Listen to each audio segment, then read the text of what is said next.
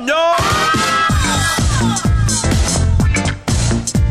I'm Andy Kushner, host of The Wedding Biz, and this is The Next Level with myself and my wonderful co-host, Melissa Fancy. Hello. Hi, everyone. And we together discuss the most recent guest interview and help suss out a few topics and translate them into specific tactical strategies that you can use to bring your business to the next level. Before we begin with today's episode, I want to mention how appreciative we are of the outpouring of love and support that we received last week with our anniversary episode, in which we celebrated and honored just all the incredible work, the hard work that went into the first year since the launch of The Wedding Biz. Oh my gosh, you guys sent us so many great messages and left us so much great feedback. We're so excited for the next year. This is going to be so good. Yeah. And so if you haven't listened to it, you might want to. It was a lot of fun. We had a lot of guests who left wonderful messages that we shared. It was also a lot of great tips and inspiration. People told us came through it. So I hope you enjoy it.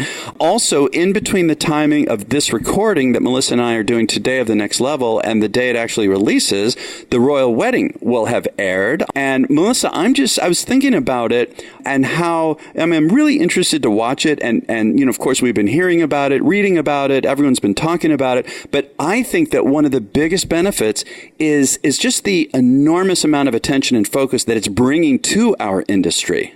Oh, totally. And every part of that wedding is getting, looked at under a microscope. So it's not just weddings in general, right? Like everybody's looking at what dress is she wearing? Who's her entertainment? Who's her florist? What's happening? But the other thing that I like is the conversation everyone is now having about tradition. And now we have a royal wedding in a modern era. What traditions are going to stick? What traditions are getting thrown out the window? We don't know. We'll find out. Yeah, that's a really good point. Or by the time they hear this, we will have found out. So right. Yeah. So it's really exciting. So today's episode was my conversation with Harmony Walton, founder of the Bridal Bar and a luxury destination weddings and honeymoons blog site, Fete, and host of Bridal Bar Radio, powered by Clear Channel and airing weekly and on demand on iHeartRadio. And I had such a good time, Melissa, talking with Harmony, and I want to just urge everybody to not only check out her website, the Bridal Bar Radio, the blog site, all of that, but also if you haven't listened to the episode that we just aired this morning, published this morning, I urge you to listen to it because there were so many incredible topics that came up. It was really, I don't know, Melissa, it felt hard for me to narrow down to just 2 or 3 that we talk about on this show. Oh, I know. And you know what? I've heard her speak before at some other conferences, and I couldn't even get over how enlightened almost feeling that I was after I listened to her episode. It was just so good. And it really brought a lot of stuff home for me that I already am working on. And I know that my clients are dealing with. It's definitely in our top of most valuable episodes just because of how much meat and potatoes is in her episode. Yeah, and to begin with, one of the topics that really grabbed my attention in particular was how she talked about keeping relationships alive and nurtured. And the example was, if those of you who listened to it, was how during college she worked for Dustin Hoffman.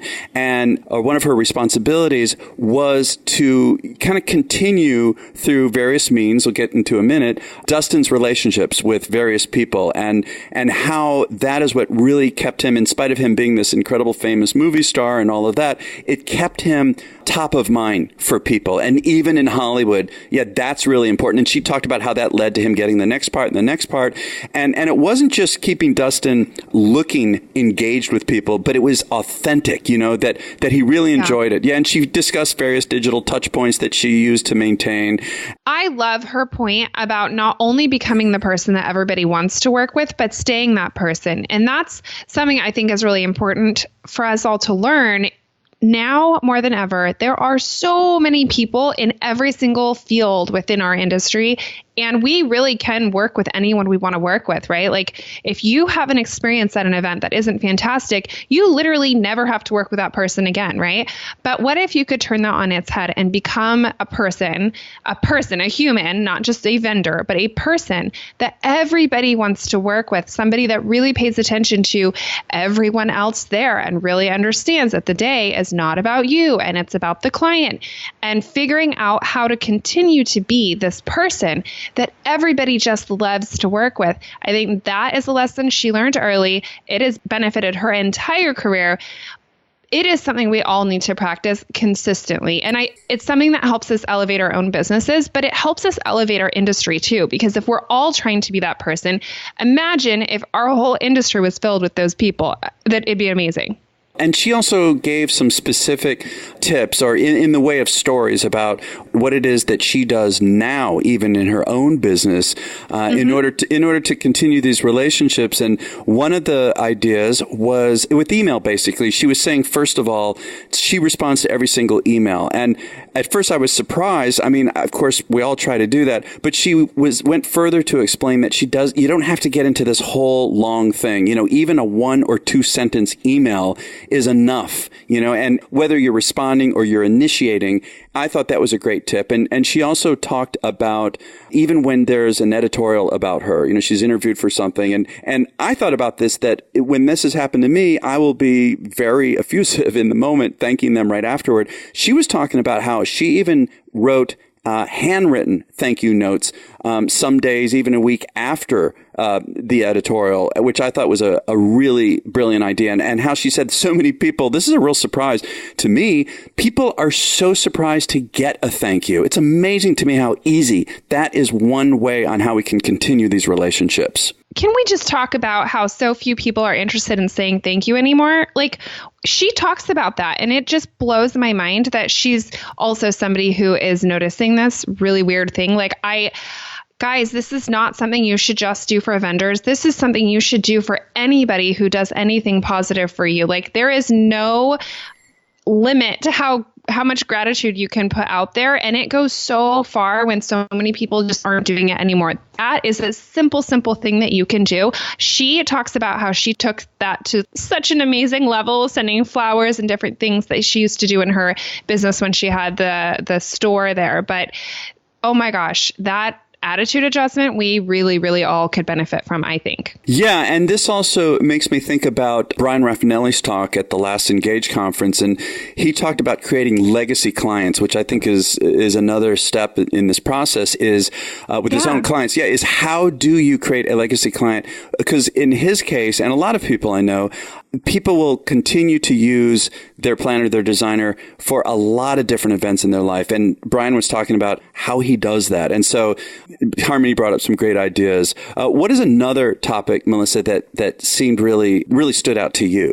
I don't know that it was so much as just a topic. For me, listening to her at the end, the thing that really, really hit me probably the most was, for Harmony in her whole life, she never let limitations get in her way.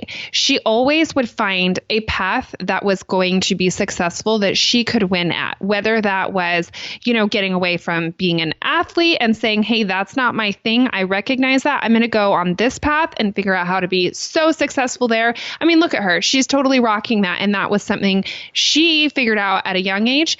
We all can do that in our businesses, though. Like, if we are on a path that is just like the most resistant, find a path where there isn't the limitation, create a path that doesn't have those limitations, and go be successful there. The way I thought about it too was, even with my own experience, another angle on this is that when something doesn't work out, when something seems like it's not working out, and I know Harmony does this too, is to keep an open mind. Like, I remember also talking with David Tutera about this a couple of weeks ago when we released that episode. He was talking about one of the TV shows and how it didn't go exactly the way he wanted. And we were talking about how, there's no such thing as a failure. To me, a failure is rather instead, obviously it's a learning experience, but to look at it as that. And, one of the things I do for myself is I think, okay, well, hold on. One door sure seems to be closing. Matter of fact, maybe it's like being totally slammed shut, and it really feels bad. It's really hard. But then as quick as I can, I'm going to take a deep breath and I'm going to think to myself, okay, one door's closing, but that means another one is opening, and I just need to find that open door. And I'm telling you, Melissa, every time that I've done that, and I've trained myself, it's like a muscle. When I start to look at it that way and not get so down, inevitably I find that open door. And more than that, maybe I'm creating that open door. Exactly. And, I know it's like cliche or whatever, but when she says that it's different, she's so authentic and it's just part of her. And she says there is always a way. It's amazing what you can get done when you get creative. And that message from her is so strong, right? Like she talked about, remember the example she was saying when she had to do the gift bags for the wedding salon when I came to LA, and was like, oh my gosh, this crazy thing is happening. That's right. I need to do this thing because of the exposure. She figured out a way to make it awesome. And her creative grit is just, I adore it. And I think that is something we should all be, aspiring to have. It is something we all really need to know as creative people. We cannot get disappointed in failures. Like it's not a failure at all. It might be, that we won't see it till we look back way later. But if we keep our eye on the big picture, that greater good, the little failures are really not going to be failures at all. Well, yeah. And one last point about that too, to me, is that it's a stepping stone in a way. And my attitude, and this goes also in my personal life. It's not just my business life, but when something doesn't go my way and I get so disappointed, I personally need to find another way. And maybe that's doing some kind of a pivot, but I want to do it such that I look back and say, thank you. That was a blessing in disguise. I need to take it to a whole nother level. When there's something like that goes on in my music business, for example, I talk to my team a lot about this. Okay, we got to find a way that takes it to a whole nother place so that we can look back and say that it was a good thing. What about another topic or something else that Harmony brought up that really grabbed your attention, Melissa? I really like how she talks so much about being willing to embrace change and pivot. There are so many incredible businesses in the wedding industry that have been running for so long. And this comes actually across my desk all the time where people will come to me and say, I've been doing this, for 20 years and all of a sudden I'm not relevant. All of a sudden this isn't working. And if you look back, you can actually see why. It's because they didn't embrace change when it was time to change. They didn't want to pivot because what was working for them for so long. They didn't know why it wasn't going to work anymore. But that lesson, we all have to not only embrace the change, we have to be ready for it when it comes. We have to be willing to pivot when it's time to pivot or before it, so that we're already a step ahead of the change when it comes. So we can just be successful, know? Yeah. And one example she talked about was when the recession had hit in 2008 and started to manifest in 2009. And a lot of us who have been around for a while experienced that. And this is something that I think about a lot. She was talking about back when that happened. She was thinking about all the different services that she was providing to clients that she wasn't at the time necessarily naming in the business. It wasn't really represented in her brand statement. And so she thought about all those services that she provides that adds more value. And then she decided that she's going to name it and she's going to dive even deeper into it. Again, I want to really be clear about this because it was already a part of the service that people are paying for. And so let's name it, dig deeper into it. I thought that was a really great way to add more value. Oh, yeah. And we all can do that, right? Like you can do it again. I can do it again. Anytime that we start to feel a little bit maybe in a rut or a little bit like, oh my gosh, I don't know what I need to do, but I need to do something. You really can, instead of looking externally for the solution, you can look at what you already have cooking and figure out a way to make that be even more successful just by dissecting it a little bit and saying, oh my gosh, we've been doing this whole time. This is something we can talk about. We're already really good at this. We don't need to add something. Well, and bring it front of mind, to the client. So that's all we have time for today. However, Melissa, you want to explain to everyone how they can get a lot more tips and advice? Yes, you guys, I have 3 pages of so many notes. I'm not surprised. I am not surprised. Andy, you do too, right? I do. So Andy's going to send them to me. I'm going to make a guide for everyone that makes a lot of sense and actually has stuff we've already talked about today, things that we didn't even get to. We're going to put that together for you. It's going to be in a guide. If you go on our website, theweddingbiz.com, you can sign up for the full list of takeaways. You can also access that on Instagram. Our handle is @WeddingBizShow. You can get the link to sign up right there, and we will send that out to you. That's right. And also, we are getting ready for something very exciting in a few weeks, right, Melissa? Oh, I'm so excited. I got my room all figured out for Engage, and I can't wait to be there. It's going to be amazing. I can't wait to see everyone. If you guys are going to come, please send us a message on Instagram, email me, whatever you want.